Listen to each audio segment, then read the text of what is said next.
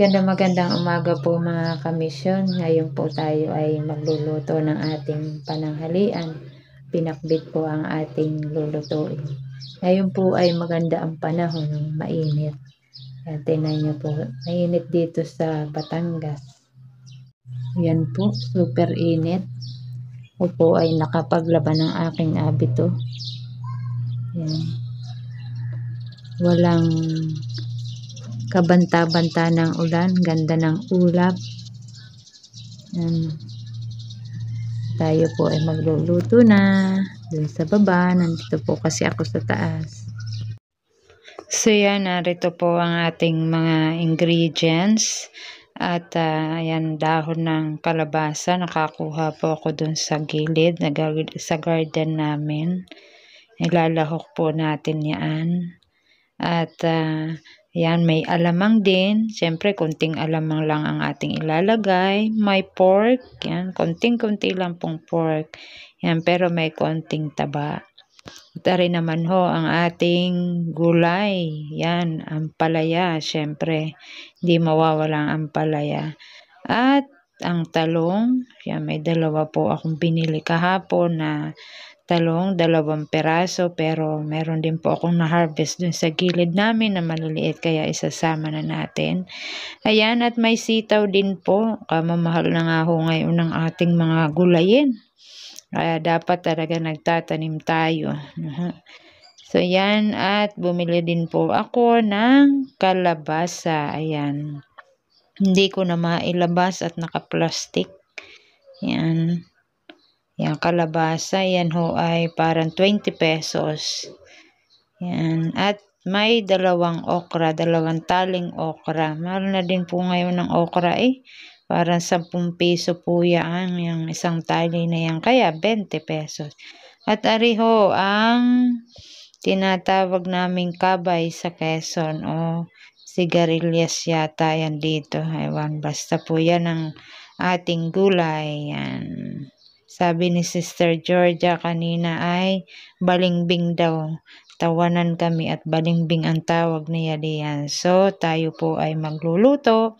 At syempre, pampasarap din po. Maglalagay tayo ng kamoting bagyan. Ayan.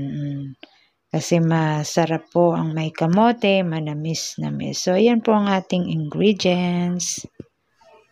Kaya maghihiwa na po tayo ng ating gulay. Sabi ni Sister George, ito ay balingbing. Ito po ay sigarilyas. Sa Quezon ay kabay ang tawag nito. Hihiwain po natin ng ganito kaliliit lang.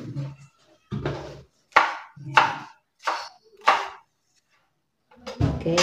Ang next naman po natin ay ampalaya. Ampalaya. So, ang ampalaya natin ay hihiwain natin ng ganari. Yan.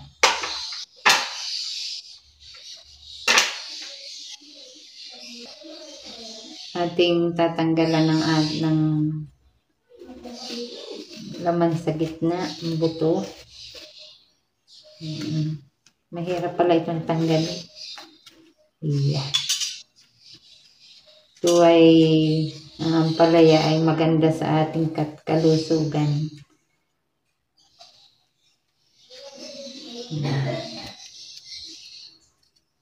Sabi ng ating lamang hihiwain ng katamtamang laki kasing laki po na yung ating sigarilyas. Ating ano yan? Sigarilyas na.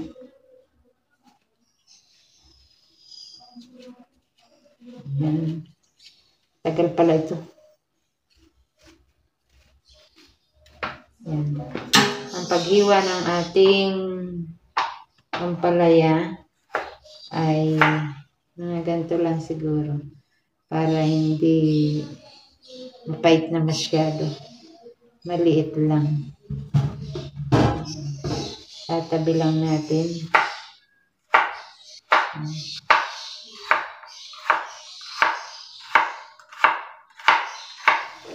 Yan na po at atin na pong pinalalambot ang ating pork. Yan, habang naghihiwa ako ng gulay ay akin mo ng isinalang are. Yan. Yan.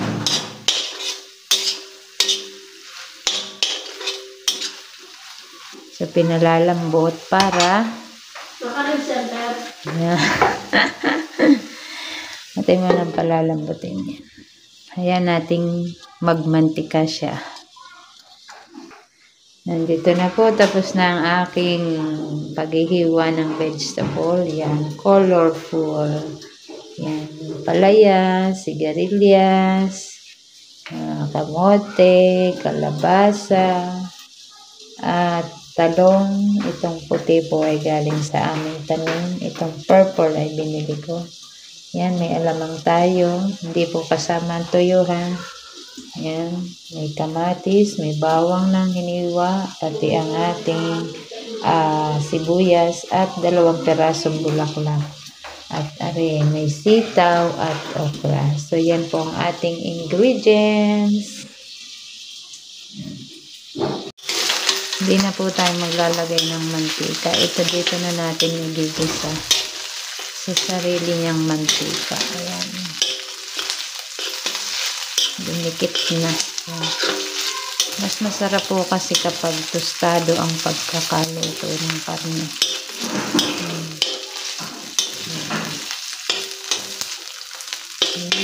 Atin lang patatagalin pa ng kaunti habang mag-brown ang taba. Mas masarap po kasi yan. Diyan, nagmantika na. Kulay brown na siya. So, yan, meron na siyang sarili niyang mantika.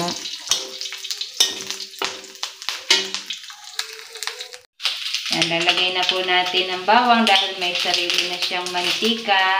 Hindi na tayo naglagay ng mantika. Yan na natin ipiprito. Lagay natin ang bawang.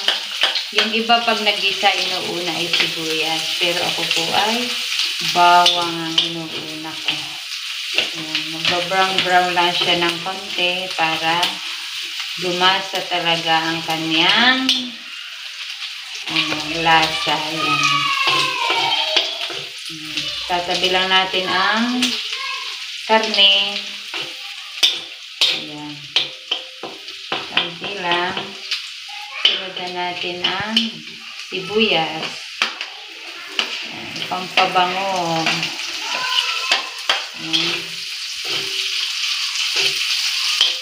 Konti lang. Masarap talaga sa niluluto ay madaming ricado. Yan talaga ang nagpapasarap sa ating mga nilulutong pagkain.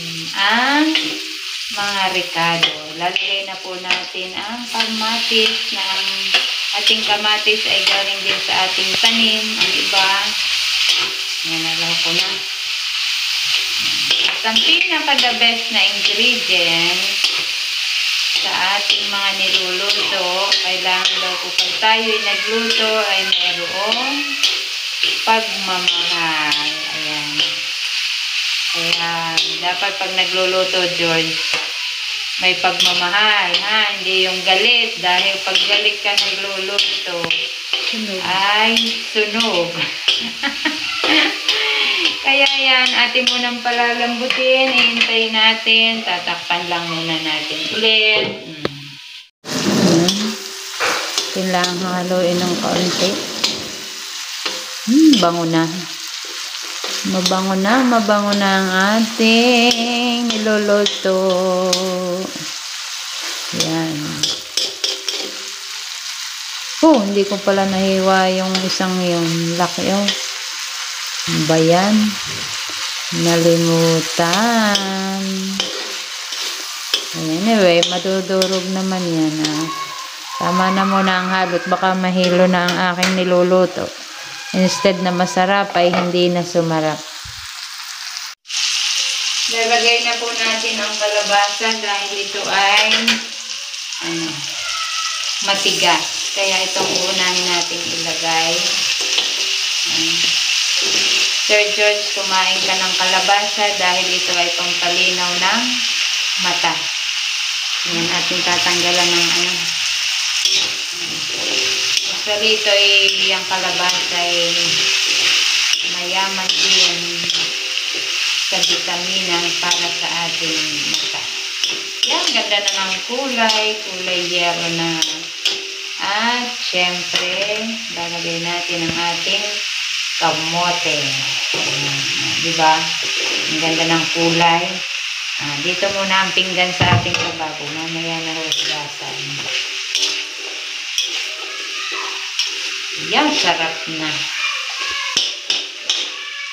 Pagkatapos, maglalagay lang tayo ng kaunting paminta, pampasarap. Yan.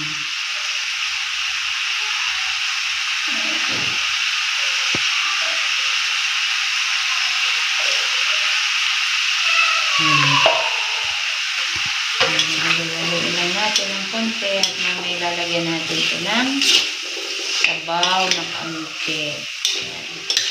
Para maluto. Okay. Yan, at atin munang palalambutin ang ating kalabasa at saka, ayan o, kalabasa at kamote. Dahil matigas po yan. Nilagyan ko ng konting water, pampalambot, para maluto.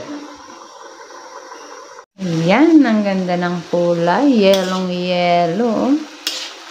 Yan, medyo po naluto na siya ng konti.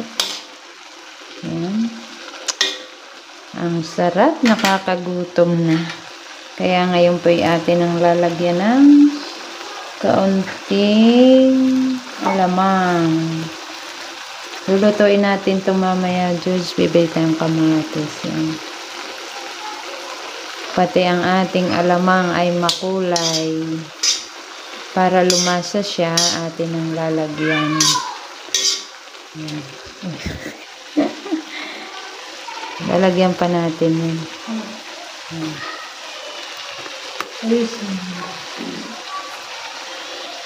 Lalagyan pa natin ng alamang.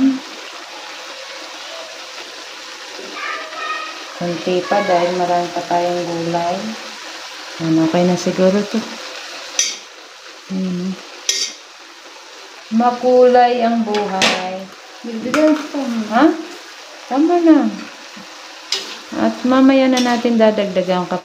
Yan, lalagay na po natin ang okra. Mga green naman. Green vegetable naman ang ating ilalagay ngayon.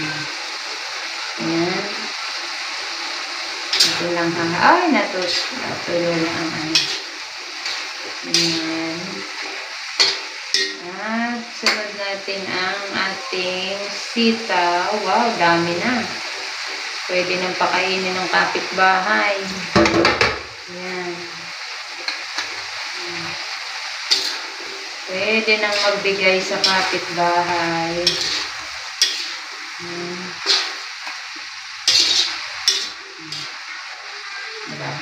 Wow. Para tayo nitong may patrabaho Lagyan natin ng tubig kasi wala ng tubig. Okay na siguro ito. Ano na yan. At ilalagay na din natin ang ating ampalaya dahil para lumasa din. Wow, dami. At ang balimbing ni Sister George. Balimbing daw. Diyos ko po naman. Balimbing. Ating halagay. Oh, grabe. Isang kawali. Dami. Thank you, Lord. Maganda talaga nagtatanim ng gulay. Diba? Yung iba hindi na namin binili. Wow. Ano ba naman? Dami talaga. So, another one. Ang talong. Ayan. Diyos ko po, mga kapitbahay. Punta na kayo dito sa amin. Dahil madami kaming nilutong ulam. Pang isang linggo. Pang isang linggo namin ulam are.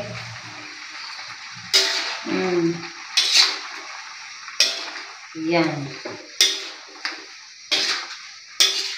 Pag nasa Quezon ka sa amin, pati kapitbahay meron. Diba? Paano ba yan? Hindi na kasi ang takip natin, Sister George. Yan, mamaya ito ilagay natin ito mamaya.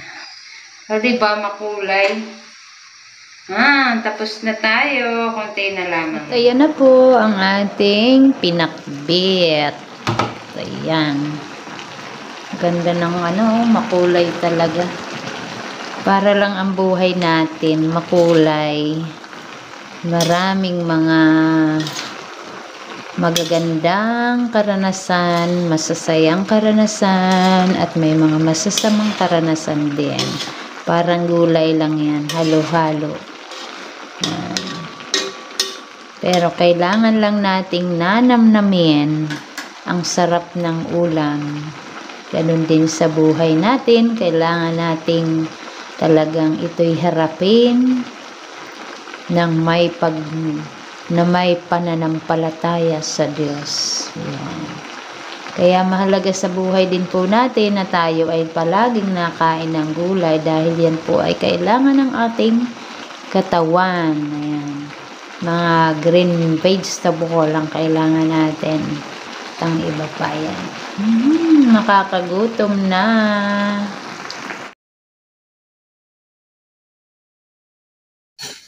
Yan, nakaluto na po kami ng pananghalian. Ngayon ay kami kakain na. Si Sister Georgia ay prito ng galunggong. At ang kapartner ay pakbit.